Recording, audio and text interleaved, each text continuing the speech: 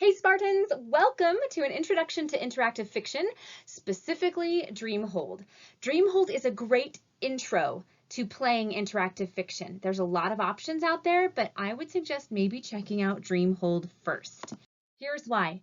Dreamhold has a guide to tutor you through the game as you play. It's not a separate screen, it's a voice that like follows you through the game by typing extra things and saying, hey, you might want to consider this or think about this, or here's how you can do this. That makes it really easy to learn how to play. Interactive fiction, even though it's like a computer game, it has kind of its own norms, its own standard ways of doing things. And Dreamhold kind of coaches you or teaches you or guides you through how to do that. If that's irritating to you, you can turn off the tutorial voice so that Dreamhold won't help you out or give you those hints. You can also make Dreamhold harder to play by activating expert mode. Dreamhold has a lot of like puzzles and riddle type situations for you to figure out, and if you want those things to be more difficult because you think the game's too easy, you can make it more difficult, and that's cool that Dreamhold is flexible in how much help you might want or how difficult you might want the game to be. One thing to know about Dreamhold that I love is that it's huge. Dreamhold is really vast. The story world is big.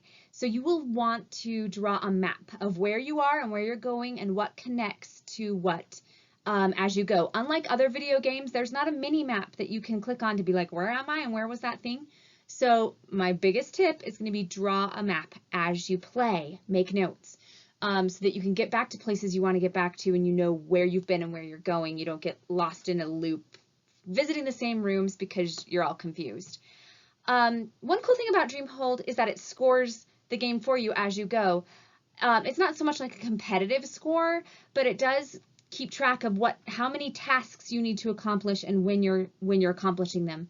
The awesome thing about that is not all of your tasks are going to be obvious to you because it is a mystery exploratory game. You might not realize the importance of something until you've done it and you realize, oh, that checked off one of my tasks. That's something I should really pay attention to. If you get really, really stuck in Dreamhold, you can do two things. The first one is if you need just like general help. I don't really get how this game is working or how I'm supposed to interact with it. You can type help strategy and it will give you a lot of assistance. If you're just stuck on like one part of the puzzle or a riddle or like one moment where you're like, I don't know what choice I'm supposed to make next, you can type help hint and it will give you a single tip about what to do next. Interactive games in general, just some thoughts for you. These can be very lengthy stories. They're far more involved than the choose your own adventure books we have in class. But they're not very heavy on plot. You might feel like nothing's really happening. I'm just like finding stuff and like seeing places. And that's typically how they begin, as these exploratory things where you find and collect items and you figure out rooms and you look around or examine. Examine is your friend. Always examine stuff. Dreamhold especially, though, relies on large puzzles and hidden meanings. So if that's not like your jam, this game might not be for you, okay? If you're interested in escape games or you love puzzles or riddles or like those problem-solving things, this game might be, of the interactive fiction games, the one that you really are drawn to.